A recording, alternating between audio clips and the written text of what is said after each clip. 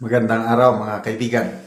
Bigyan natin ng opinion reaction itong post ni I am Xianwin 50 minutes ago. Sabi niya, parting ways with John Vic is difficult. John Vic Remulla. But his return may be just a request away should Senator Amy R. Marcos call upon him once more. Yung investigasyon ba?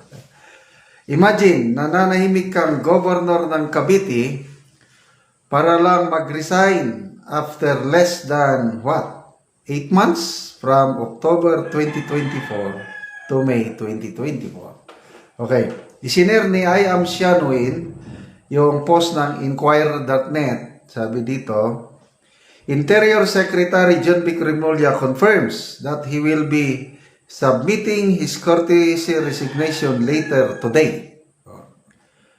This followed a call from President Ferdinand Marcos Jr. for the courtesy resignations of all cabinet members in a bid to recalibrate the administration following the midterm elections. I will submit mine later. Ito na yung promise. I don't know. So, ngayon o mamaya, alas 12, basta, magre-resign siya. I will submit mine later. I serve at the pleasure of the President, Remulla says in a message to Inquirer.net. Remulla took the helm of the Interior Department last October. Okay? So, 8 months lang. Matatandaan na natin, Senator John Vic Remulla, yon ang nag-bulgar ba ng group effort. Ang galing. Plinano daw nila yung pag-kidnap, pag-aresto kay dating Pangulong Duterte. The President, John Vic Remulla, Secretary Anyo, and Secretary Gibo. Only to be rebuffed later by Secretary Anyo na that's not true. I was not involved in the planning process. Yun na. Kung ano-ano ng mga alibay hanggang sino bang nagtawag? Si dating DE Secretary Manny Piñol na wala na daw siyang nakitang grabing kasinungalingan kundi itong si Secretary John Vic Remulla. Kasi wala na, pinatawag na sila ni Senator Amy. So, courtesy. Anyway, these are all courtesy resignations. Lahat naman sila. But believe din ako dito kay Secretary John Vic Remulla, action kagad. Resign. Yes.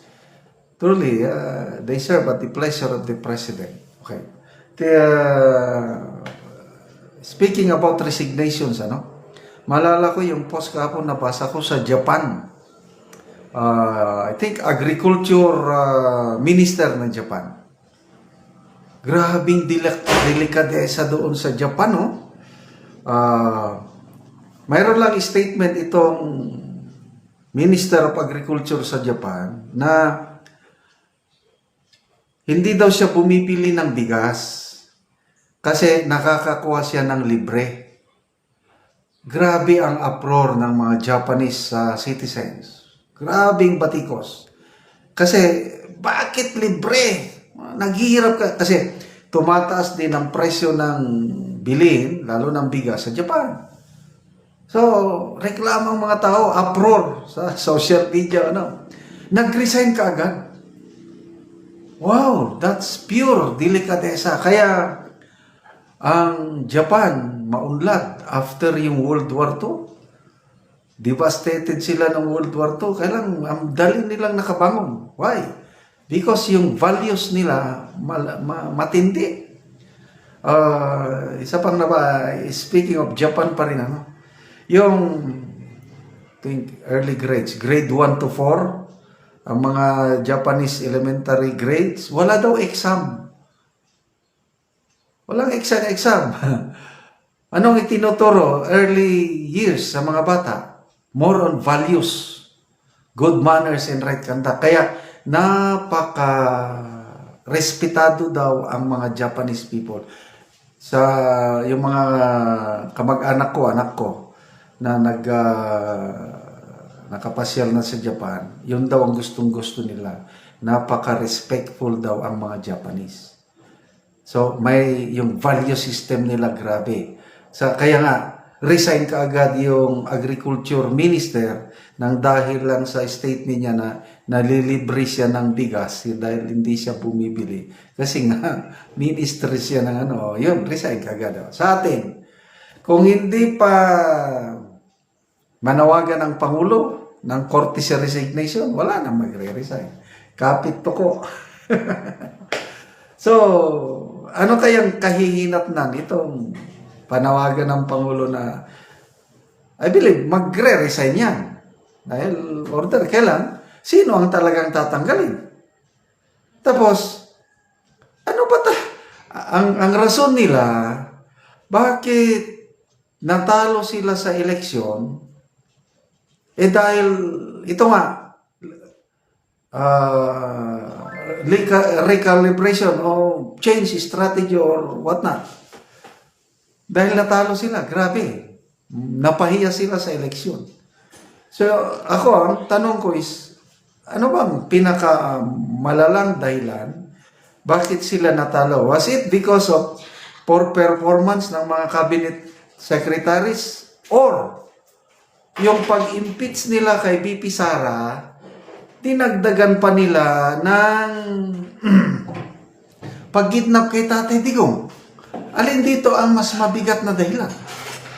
To me, ang malaking dahilan, lalo na kaming taga Mindanao and some part of Visayas na solid Duterte plus 2, ang dahilan kung bakit hindi kami bumoto sa alyansa ay dahil ginawa na yung pinilit nila yung impeachment ni BP Sara, kinidnap pa nila ang aming minamahal na Tatay Digong. Kaya nagsolid black voting kami, Duterte plus 2 plus, yun na nga, Camille and yun ang dahilan. Kaya kung ang purpose nila is recalibration, natalo sila dahil ay medyo nagkakamali sila. But anyway, this is a good move. Saludo ako sa presidente na parang he woke up from a bad dream. Bangungot na, I should exert now my influence. Dapat hindi na ako magpapadikta. Dapat akong presidente, sundin niyo ako. Yan, may pag-asa pa. Sana magbunga ito na maganda. Kailan, baka mamaya isa o dalawa lang ang natanggal. Wala. So, good luck po sa ating gobyerno ngayon. Itong ginagawa nilang recalibration.